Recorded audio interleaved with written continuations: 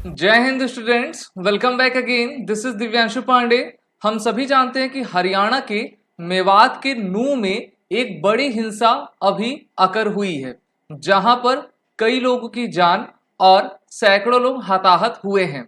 तो केंद्र सरकार ने भी इस नूह वायलेंस से संबंधित सबसे बड़ा फैसला लिया है। और ये फैसला क्या है और इसका आगे का पर्सपेक्टिव क्या रहने वाला है, इसको हम आज की इस क्लास में जानेंगे। जैसा कि हम सभी जानते हैं कि अभी जो नूह वायलेंस हुआ है उसमें हरियाणा की पुलिस के द्वारा टोटल 165 लोगों को अरेस्ट किया गया है और ये अरेस्टिंग अभी जारी है, जिसमें 83 केसेस अभी एफआईआर आपके किए गए हैं और पूरे उस इलाके में सेक्शन 144 इम्पोज कर दिया गया है। कम्युनल वायलेंस के ब्रोक होने के बाद, जो कि मंडे से इसकी शुरुआत हुआ था, तो गवर्नमेंट के द्वारा इंटरनेट सर्विसेज को 5 अगस्त तक आपका बैन कर दिया गया है, जिससे कि किसी भी प्रकार की मिस इन्फॉर्मेशन ना फैलाई जा सके। मिस इन्फॉर्मेशन के कारण ही ये हिंसा आपकी अकर हुई है और सरकार का तो ये भी कहना है कि ये हिंसा पूरी तरीके से पहले से प्री प्लान थी। इसका पीछे का परिदृश्य क्या था पहले मैं आपको बता दूं। तो यहाँ पर देखिए बताया गया है, नो वायलेंस बाय अ मुस्लिम मॉब ड्यूरिंग जलाभिषेक यात्रा।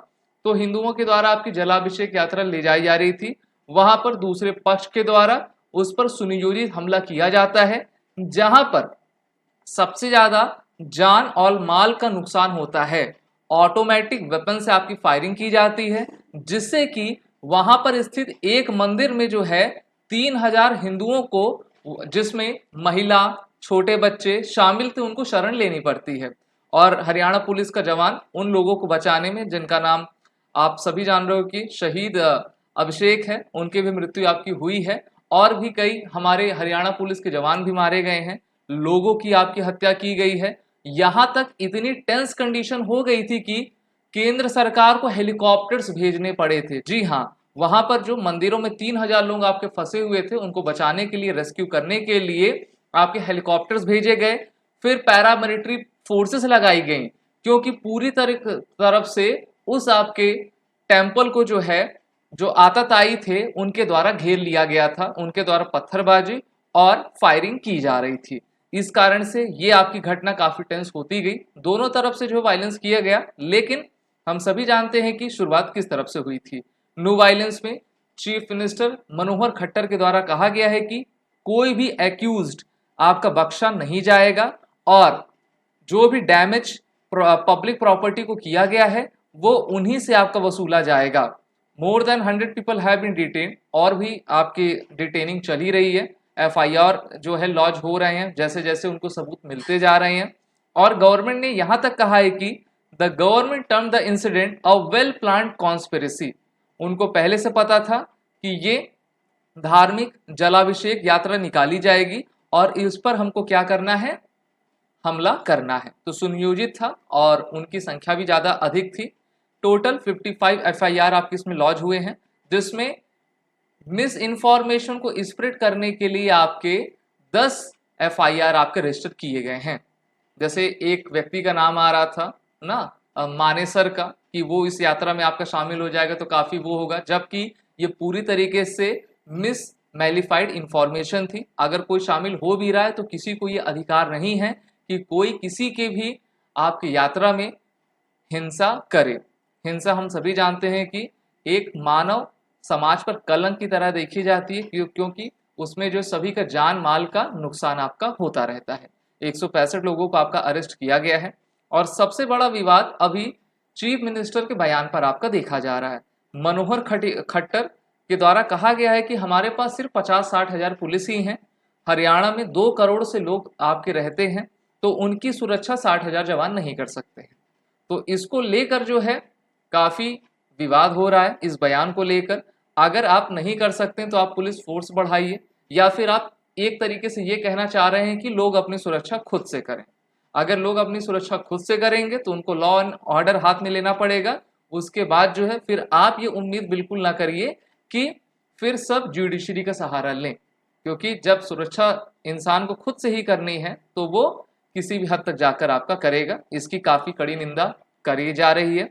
नून वायलेंस में अब सेंट्रल गवर्नमेंट अब जागी है, और कब जागी है, पूरे 5 साल के बाद। यहाँ पर कहा भी गया है कि after nearly 5 years since the centre approved the establishment of a new battalion of the CRPF anti riot rapid action force in the new. ये रिपोर्ट इंटेलिजेंस की 5 साल पहले ही भारत सरकार के पास थी कि वहां पर सबसे ज्यादा वायलेंस आपका होता है। वहां पर आपको पता हो कि नू में एक आपका साइबर क्राइम का पुलिस स्टेशन लगाया गया है। साइबर क्राइम की घटनाएं सबसे ज्यादा होती हैं।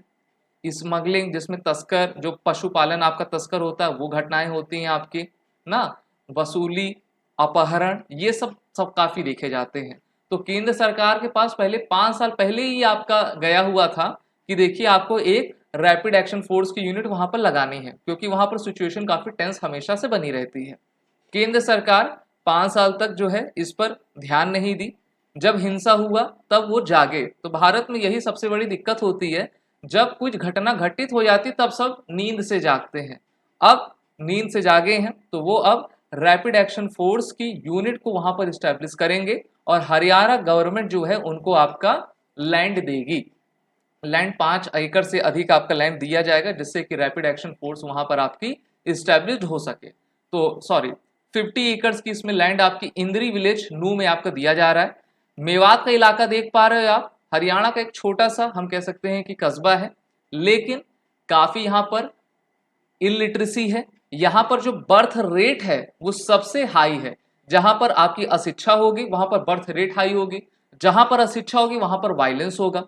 और वो वायलेंस जो है, जो दूसरी अगर माइनॉरिटी कम्युनिटी आ जाती है तो उसके प्रति काफी ज्यादा हो जाता है, जिसको हम अब देखने को मिल रहा है। आप सभी major general retired Gagandeep Bakshi, GD Bakshi को तो जानते होंगे। इनके द्वारा भी अपनी प्रतिक्रिया दी गई है। ये काफी बड़े ऑफिसर हैं और युवा सबसे ज्यादा इनको पसंद करते हैं। इनके द्वारा कहा गया है कि Mewat cause for serious concern for many years, locals have been calling it a mini park. Police has been hesitant to enter some villages here, was invited to speak there on Kargil Day by the minority people there, was advised not to go. I was amazed. No go zones in the Haryana. और आप देख ही रहे हो, करगिल दिवस हम 26 जुलाई को मनाए थे, जबकि वहां पर इनका भाषण नहीं हो पाया। ठीक है, तो ये सब चीजें भारत की कुछ समस्याएं हैं और भारत की आपकी रूट कॉज समस्या है, जिसका समाधान हमको तेजी से करना चाहिए। अब नो वायलेंस को G20 लीडर समिट से जोड़कर देखा जा रहा है। ऐसा क्यों है? नेक्स्ट मंथ 9 और 10 सितंबर को G20 की लीडर्स की समिट नई दिल्ली के प्रगति मैदान में, जहां पर मंडपम का आयोजन किया गया, वहां पर आपका किया जाएगा। और आपको याद हो 2020 में दिल्ली राइट्स, जब अमेरिका के प्रेसिडेंट डोनाल्ड ट्रंप भारत में आए थे तो वहां पर दिल्ली राइट हो गया था। इसी प्रकार से इसको हम लिंक करके देख सकते हैं कि मेवात राइट जो है एक प्रकार से किससे संबंधित होगा? G20 से, क्योंकि भारत की छवि इंटरनेशनल प्लेटफॉर्म पे आपका खराब करने की कोशिश की जा रही है। अमेरिका के द्वारा भी प्रतिक्रिया दी गई है भारत को। उन्होंने कहा है कि देखिए आप किसी तरीके का पक्षपात ना करें, उसको सही तरीके से करिए। ठीक है, क्योंकि ये तो भारत की समस्या है और हमको चाहिए कि हम इसका समाधान काफी तेजी से करें। अब क्वेश्चन ये उठता है कि समस्या तो सब बता ले रहे हैं, वे फॉरवर्ड क्या होगा? आजकल हमारे सोशल मीडिया में जो भी बड़े बड़े आपके पॉलिटिशियंस हैं या फिर हम कह सकते हैं कि डिफेंस एक्सपर्ट हैं ना, उनके द्वारा कहा जा रहा है कि सबसे बेस्ट इम्प्लीमेंट करना होगा योगी मॉडल। क्योंकि अभी तो चीफ मिनिस्टर मनोहर खट्टर कह रहे हैं कि हमारे पास तो 60,000 की पुलिस है। अगर आप भारत में देखोगे उत्तर प्रदेश, तो उसमें 25 करोड़ की जनसंख्या है, जहां पर उनकी पुलिस भी उसी रेशियो में होगी जैसे हरियाणा की है। लेकिन जैसे योगी मॉडल इम्प्लीमेंट हुआ है पिछले साल, कई सालों से आपने देखा है कि लॉ एंड ऑर्डर कंडीशन काफी बेहतर रही है। और इन्होंने आते ही ATS सेंटर देवबंद में आपका खोल दिया था, जहां से जो है ऐसी वायलेंस विचारधारा बाहर निकलती रहती है। ATS एंटी टेरर स्क्वाड इसको कहा जाता है। यूपी पुलिस की सबसे स्पेशलाइज आपकी टीम रहती है। सभी राज्य के पास जो है अपनी ATS रहती है, उनकी स्पेशलाइज यूनिट रहती है, जो कि रोग ड्रोन डिटेक्शन सेंटर इनके पास रहता है। ये NSG की तर्ज पर अपनी ट्रेनिंग किया करते हैं। एडवांस साइबर फॉरेंसिक यूनिट होती है, चॉपर एयरक्राफ्ट से लैस होते हैं ना, और काफी अत्याधुनिक हथियार इनके पास रहा करते हैं। साथ ही साथ NCRB national commission record bureau 2021 का ये आंकड़ा कहता है कि just 1 case of communal riot in Uttar Pradesh. ठीक है, तो अगर आप बेहतर तरीके से सख्ती से लॉ एंड ऑर्डर को इंप्लीमेंट कराएंगे तो किसी की भी हिम्मत नहीं होगी कि वो वायलेंस कर सके। और नो वायलेंस को लेकर जो अभी आरएएफ की यूनिट वहां पर गठन होगी वो तो चलिए अच्छी बात है, उसको पहले 5 साल पहले अगर वो हो जाती तो ये जो वायलेंस है इतना बड़ा रूप ना ले पाता। आप सभी अपना काफी ख्याल रखिए और सरकार को भी चेताइए कि देखिए आपको सही तरीके से लॉ एंड ऑर्डर को मेंटेन करना चाहिए। आप सभी defence aspirant SSB crack exam के इंटरव्यू और रिटन कोर्सेज में एनरोल होकर अपनी तैयारी बेहतर करें। वॉरियर 10 कोड का यूज कर लें जिससे कि आपको 10% का फ्लैट डिस्काउंट हमारे सभी कोर्सेज में मिलता जाएगा। जय हिंद। अगर आप एक डिफेंस एस्पिरेंट हैं और SSB interview, NDA, CDS, AFCAT जैसे एग्जाम्स के लिए प्रिपेयर कर रहे हैं तो आप एसएसबी क्रैक एग्जाम्स के कोर्स को चेक करना ना भूलें। आप हमारी लर्निंग एप्लीकेशन को गूगल प्ले स्टोर से भी डाउनलोड कर सकते हैं।